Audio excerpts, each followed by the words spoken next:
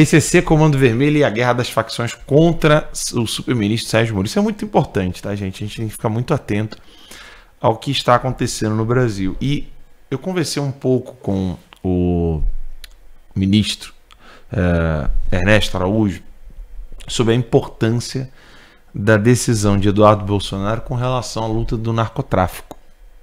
Ele disse que é muito grande. Eu comentei com ele o que eu presenciei na Secretary of State nos Estados Unidos, né, quando eu estive lá, e eu vi membros da Secretary of State, embaixadores e membros até da CIA falando da preocupação que eles têm. E óbvio, né, a cosmovisão do governo americano de ver a questão do narcotráfico meramente como uma via de enriquecimento ilícito, né? É óbvio que existe sim a preocupação dos americanos com relação à destruição da sociedade que a droga provoca, mas ainda não se tem uma visão geopolítica, né? Como aquele livro bem mostra, que Red Cocaine. Uma dimensão geopolítica. Como que o narcotráfico pode servir de financiamento para ditaduras? E como ele mantém ditaduras? E como ele promove ditaduras? Como ele colabora para a existência de ditaduras? Isso é muito pouco ainda conhecido pela grande massa. As pessoas olham, por exemplo, um PT, eles falam assim, não, eles só queriam roubar.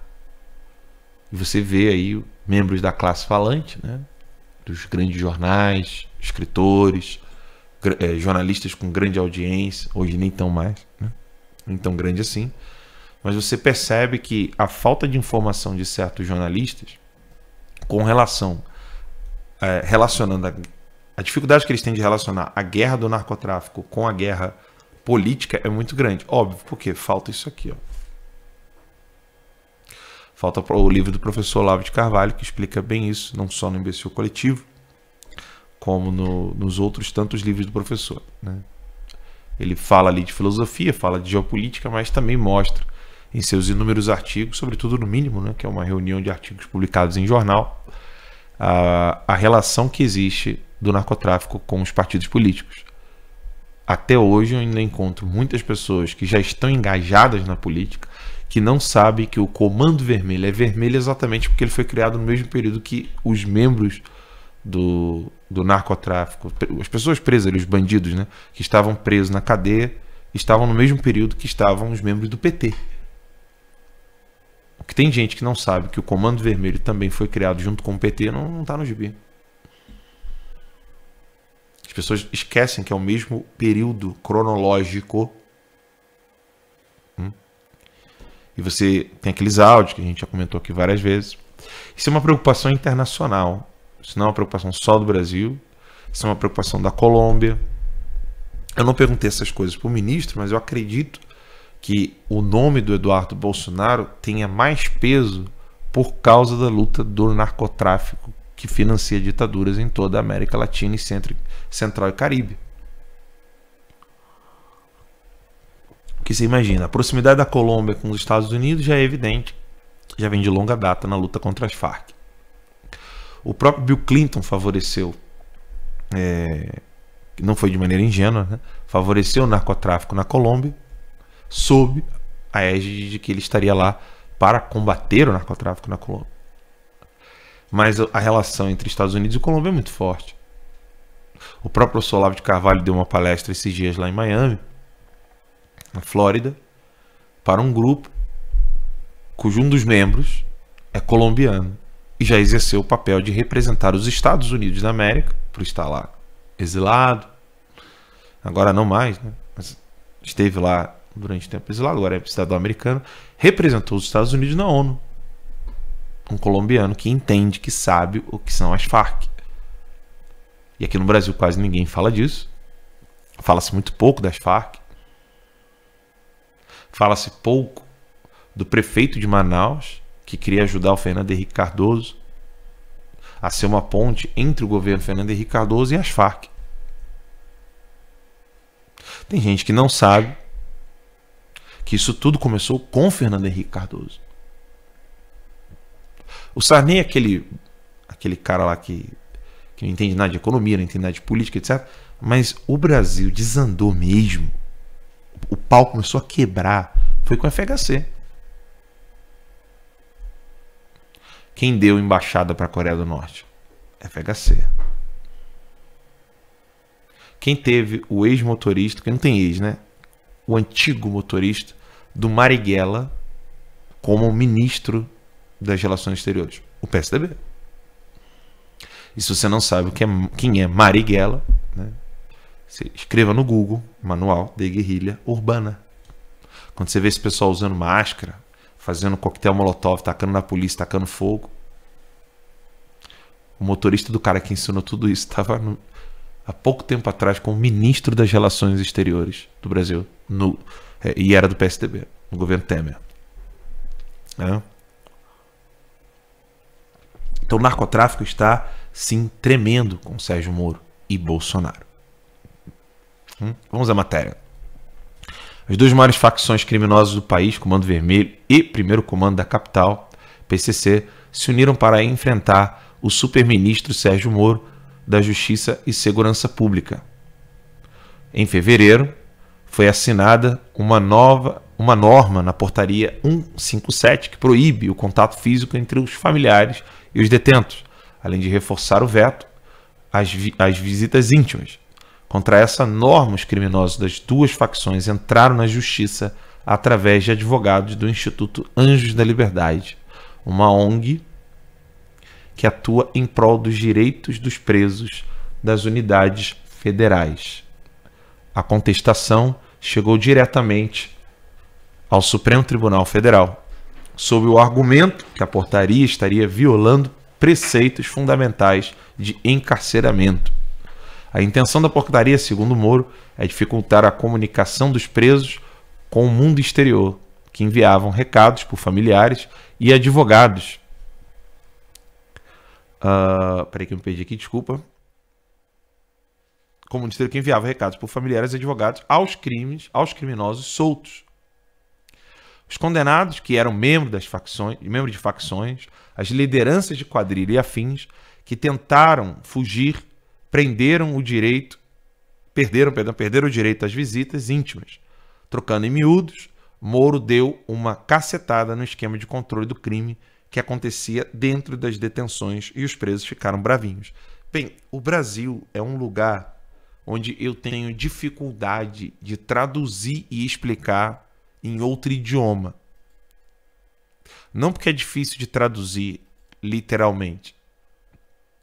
Como é que eu vou colocar na cabeça de um americano, de um chileno, que facções criminosas entraram na justiça contra o Sérgio Moro?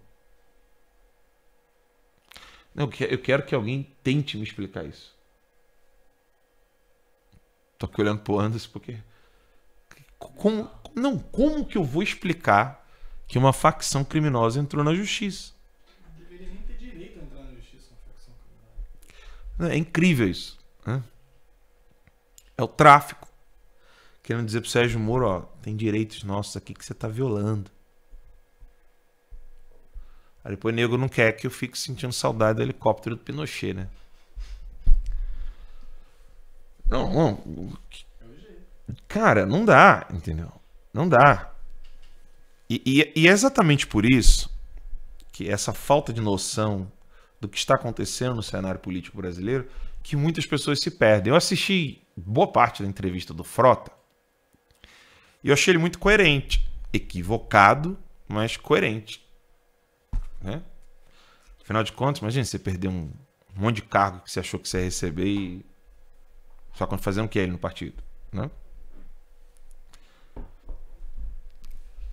Mas algumas coisas que o Frota usa de clichê, é bem do PSDB, né?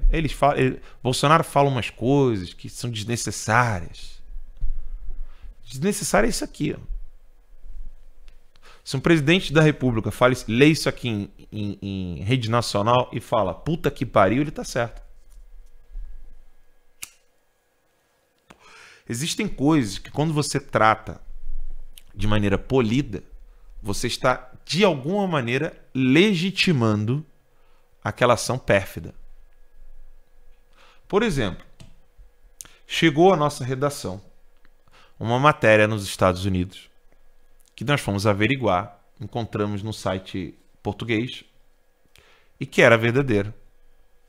Eu quero que vocês me digam qual é a reação que vocês podem ter quando vocês leem que a Hannah Barker, a mãe do menininho, ordenou a namorada dela, ou seja, um casal de lésbica, mandou queimar o filho até que fique os ossos. 6 meses a criança. 6 mesezinhos de idade. Desce lá para ver o rostinho do menininho. Essa criancinha aí. A mãe mandou queimar a criança para que ficasse apenas os ossos. Casal de lésbica. Como é que eu vou tratar isso aí com polidez? Eu tô olhando lá no chat. Como é que eu trato isso com polidez? Pedi para colocar o chat aqui. Como é que eu vou tratar uma situação dessa com polidez? Você tem narcotraficante querendo condenar o Moro, ou seja, querendo inibir as ações do Sérgio Moro. E lá nos Estados Unidos você tem uma mãe, né, com um casal de lésbica, que mandou incinerar o filho para que ficasse até os ossos. Uma criança de 6 meses de idade. E a matéria não diz que é um casal de lésbica.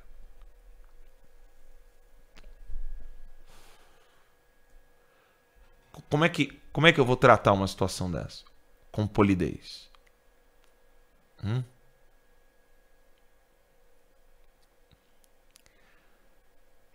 Muita gente ainda não entendeu isso. Se o Bolsonaro tiver a postura de primeiro-ministro, de rainha da Inglaterra, ele será trucidado. O tempo todo. Toda hora.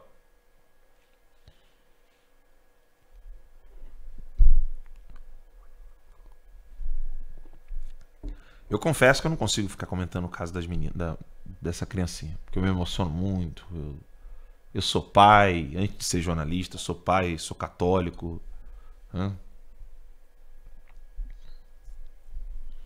Não dá. Eu não consigo. Mas isso é o mundo real. Entendeu? Isso é o mundo real. É isso que está acontecendo na política brasileira.